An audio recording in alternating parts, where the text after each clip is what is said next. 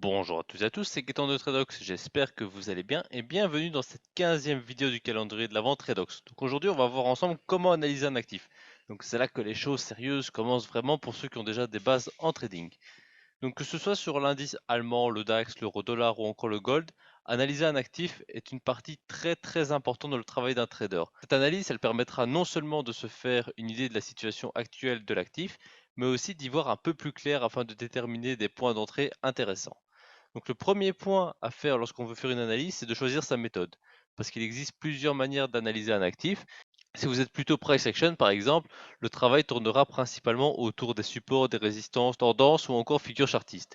Si en revanche vous êtes plutôt orienté indicateur, il faudra intégrer votre indicateur à votre analyse afin de rester cohérent avec votre style de trading.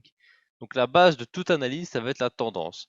La première chose à faire lors d'une analyse sera d'analyser la tendance. Cette information vous donnera très rapidement le sentiment du marché selon votre temporalité, plutôt baissier, haussier ou encore en hésitation si on est dans le cas d'un range. Donc pour analyser la tendance, je vous conseille d'utiliser votre unité de temps la plus grande dans un premier temps afin d'avoir un sentiment global du marché.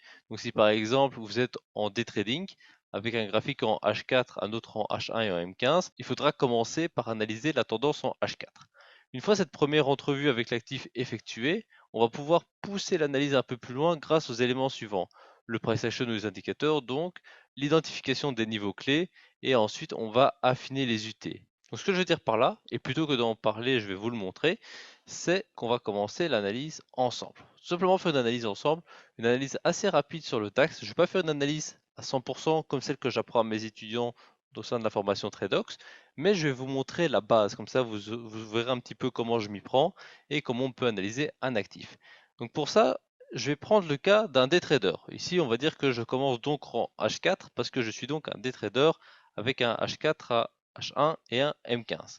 Donc là, je suis en H4 et la première chose à faire, c'est de dézoomer un petit peu pour voir ce que le marché va nous dire. Donc moi, la première chose que j'aime bien faire, c'est de regarder ce que le marché a fait et essayer d'en tirer des conclusions. Donc ici, je vois que sur la partie gauche, cette partie ici, le marché était quand même dans un range assez conséquent, mais un range malgré tout. Ensuite, le marché a fait une grosse chute et est directement réintégré au niveau de son range. Donc ça, personnellement, je l'analyse et je le vois comme un signal qui est quand même assez haussier. Donc pourquoi? Tout simplement parce que le marché fait une tentative de descente, une tentative assez violente, parce qu'entre le point haut ici, le début de la chute, et le point bas, il y a quand même, si on regarde le 13 octobre 2020, on était à 13 100, ici on est à 11 300. Donc il y a près de 2000 points de chute et ensuite on réintègre ces 2000 points à la hausse. Donc ça c'était quand même un signal assez haussier. Donc cette analyse aurait pu être faite ici. Pourquoi ici? Tout simplement parce que on a la baisse, on a la remontée. Après on peut l'analyser en tant que tel. Et ici on voit que le marché commence sa correction et repart. Une fois qu'il repart ici, personnellement je suis très haussier parce que je me dis que vu le mouvement qu'il y a eu, il va falloir chercher des points d'achat plutôt que des points de vente. Et en effet, si on trace ceci, on voit que on n'a fait que monter depuis, sauf peut-être depuis le 11 décembre, on a peut-être recommencé un petit peu à descendre, mais ça, on va y venir. Donc, première analyse, préambule, qu'est-ce que je me dis? Bien tout simplement que le marché a fait un gros range, qu'il a fait un V-bottom et qu'il était quand même assez haussier, mais que apparemment on a cassé quelque chose en H4. C'est-à-dire que si on prend les points bas et qu'on les trace comme ceci, donc simplement un point d'appui, deux points d'appui, trois points d'appui, c'est une droite de tendance. Et ensuite on casse à la baisse. Donc là je me dis, on a fait une grosse baisse, on a fait une grosse remontée, on a fait un beau mouvement haussier, et là on vient de le casser à la baisse. Donc là je ne sais pas encore trop qu'est-ce que le marché peut faire. Je me dis, il peut être acheteur, il peut être vendeur, je ne sais pas trop. Si on exclut le mouvement ici, tout ce qui est dans le carré gris, si on l'exclut, eh bien je suis plutôt haussier. Maintenant qu'il a fait ceci, je me dis que je sais pas trop. Et vu que je sais pas trop, ce que je vais faire, c'est que je vais affiner en H1. Et en H1, c'est pas beaucoup plus clair pour le coup. C'est-à-dire que on a ceci, qu'on peut toujours dessiner, et on peut dessiner le haut. On le dessine à peu près comme on veut, mais moi je vais le faire comme ça pour avoir le plus de points d'appui possible. Voilà. Et là, par contre, j'ai quand même une information qui est intéressante. C'est que je vous ai appris dans l'analyse technique qu'on avait cette figure-ci, ça, ça, ça, ça, ça, et ça cassait généralement par le bas cette figure de biseau. Alors, je sais pas ce que vous voyez à l'écran, mais personnellement, je me dis que ça en est pas loin. C'est-à-dire qu'on a une grosse montée qui donc est ici. Ensuite, on a le marché qui se contracte petit à petit. Comme on peut le voir sur la droite, au bout d'un moment, ça se bloque, donc c'est pas un canal, mais une contraction. Et on casse par le bas. Et quelque chose qui est très sympathique, c'est que ici, au moment de casser, une première cassure, on revient sur l'oblique et on repart en bas. Donc ça, c'est un signal assez baissier. Et je me dis que quand j'ai vu ça, je me suis dit, bah, peut-être que c'est le moment que le marché va se retourner. Donc, à partir de ce moment-là, à partir du moment où j'ai vu la cassure et le pullback en H1, ben, je commencé à me dire, bah tiens, les ventes, c'est quand même pas mal parce que bah, on a la figure là qui est en train de se valider. Cette figure-ci, si elle se valide en tant que telle, voilà, 340 points. Je sais pas combien de points on a déjà cassé pour l'instant. Je pense qu'on en est déjà pas loin. 340 points, ben voilà, exactement ça. 347 points d'amplitude initiale, 349 points d'effectué. Donc là, le marché va encore nous semer un petit peu la confusion. Donc voilà, l'analyse en H1 est faite, c'est-à-dire que bah, on a cette figure qui est cassée par le bas, mais qui aurait potentiellement déjà atteint le point de bénéfice, à voir si maintenant l'inversion de tendance se fait ou pas. Donc cette figure-ci, pour le rappel, euh, elle indique une cassure par le bas. Maintenant, l'objectif normalement théorique de ce genre de figure, c'est on prend ceci, on prend la hauteur et on reporte à la cassure. Et ici, il a déjà touché l'objectif. Maintenant, vu qu'il a validé ceci, il peut donner un signe de faiblesse. Donc vous voyez, ce sont tous des petits éléments, c'est très arbitraire, mais c'est en train de se mettre en place et petit à petit, eh bien, on commence à tirer des conclusions et à se faire une analyse du marché. Ensuite, on passe sur le M15. Et là, c'est quand même un peu plus clair que sur les autres UT, parce que bah, on a un petit peu un zoom de ce qu'on a vu sur le H1, c'est-à-dire ceci. Et en M15, on aurait pu le trader, d'ailleurs je l'ai tradé de façon magistrale. On bloque ici, on bloque ici, on bloque ici, on bloque ici, on casse, on revient dessus. Et là, c'était short à gogo. Là, celui qui a shorté ici, je lui envoie une médaille parce que franchement, c'était magnifique, c'était à faire. Bah, personnellement, je l'ai pris. Bon, après, on va dire que je suis prétentieux parce que je dis, ah, mais ça, ce trade-là, il est excellent et je l'ai pris. Mais concrètement, ça, c'est ce que j'appelle du beau trading. En trading, il faudrait limite faire que ça. C'est-à-dire que on a des figures comme ceci. Bah, niveau probabilité, c'est monstrueux comme vous allez gagner en faisant ce genre de figure. Et en plus, on parlera de la gestion du risque plus tard dans le calendrier de l'avant. Eh bien, le stop, il coûte pas cher par rapport à ce que ça donne comme bénéfice. Donc ça, c'est vraiment le trade parfait. On peut pas faire que ce genre de trade parce que bah sinon on trade plus, mais ce genre de trade, ils sont magistraux. Donc on revient à notre analyse, on a cette cassure, on revient par le bas, et là comme on avait vu dans la 14e vidéo, eh bien on a ceci, on a ce drapeau, ce triangle qui m'embête un petit peu, parce qu'il a de gros potentiels de casser à la hausse.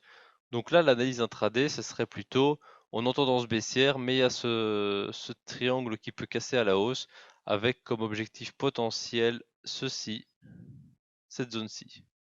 Ça, ce serait l'objectif potentiel en cas de cassure. Je pense que le niveau ici ne sera pas suffisant pour bloquer le prix, tout simplement parce que bah, il est moins fort pour moi que ce dernier. Alors, ça c'est un peu pour l'analyse en M15. Maintenant, qu'est-ce qu'on doit faire en conclusion et qu'est-ce qu'on fait de ce genre d'informations? Eh bien, là, comme vous avez vu, il y a beaucoup d'éléments qui sont très arbitraires. C'est le principe du price action, c'est que bah, il n'y a pas d'indicateur pour nous dire bah tiens là il y a ça, donc ça, il faut en déduire ceci. Il faut prendre les éléments un par un et voir un petit peu est-ce qu'ils sont pertinents oui ou non, et est-ce qu'on décide de les intégrer oui ou non. Personnellement, ce que j'aime bien faire, c'est tracer des niveaux d'intervention. Par exemple, je vous en ai montré un ici.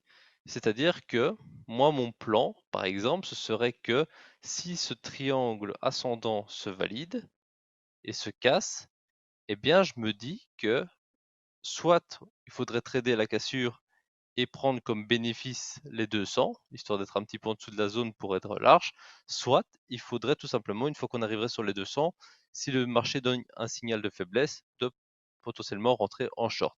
Pourquoi rentrer en short alors qu'il vient de casser le triangle à la hausse? Eh bien tout simplement parce que avec la tendance H4 confirmée du biseau, la tendance, elle est en passe de potentiellement se reverse.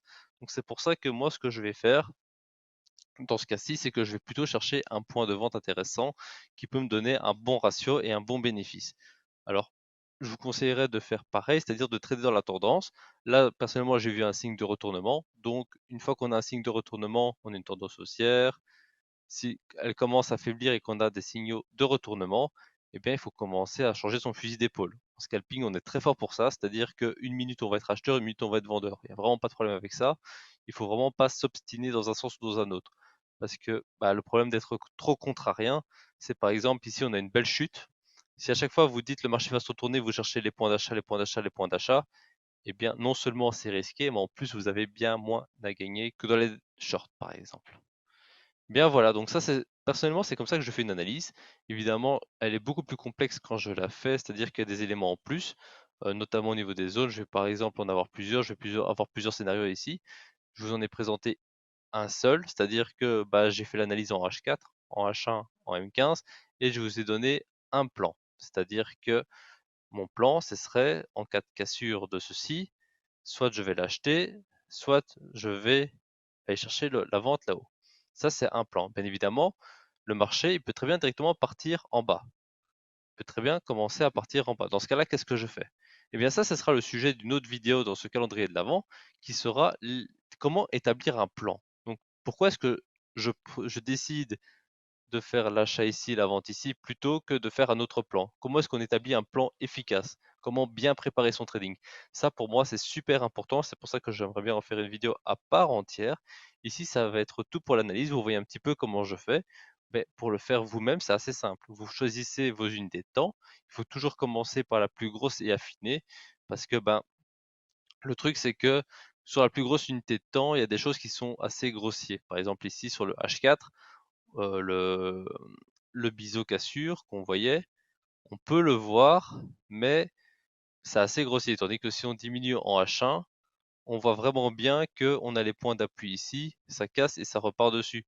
En M15, c'est encore plus flagrant. Donc l'analyse préliminaire en grosse UT pour moi, elle est indispensable. C'est pour ça qu'après, j'affine de UT en UT. Pareil, si je trace des zones sur du H4, par exemple, je me dis que bah, ici, je vais avoir une zone, mais le problème, c'est qu'en H4, cette zone, elle va déjà faire 150 points, bah, une centaine de points. Pour faire du day trading, bah, c'est pas terrible. Pour faire du scalping, c'est encore pire. C'est pour ça qu'en descendant dans les UT, on va pouvoir retrouver la zone et on va pouvoir l'affiner au fur et à mesure afin qu'elle soit la plus précise possible. Donc voilà pour cette 15e vidéo du calendrier de l'Avent Tradox. J'espère que celle-ci vous a plu et vous a appris beaucoup de choses. En tout cas, n'hésitez pas à me dire en commentaire quelle est votre méthode d'analyse. Et moi, je vous retrouve dès demain à 18 h pour la prochaine vidéo. Et d'ici là, passez de bons trades.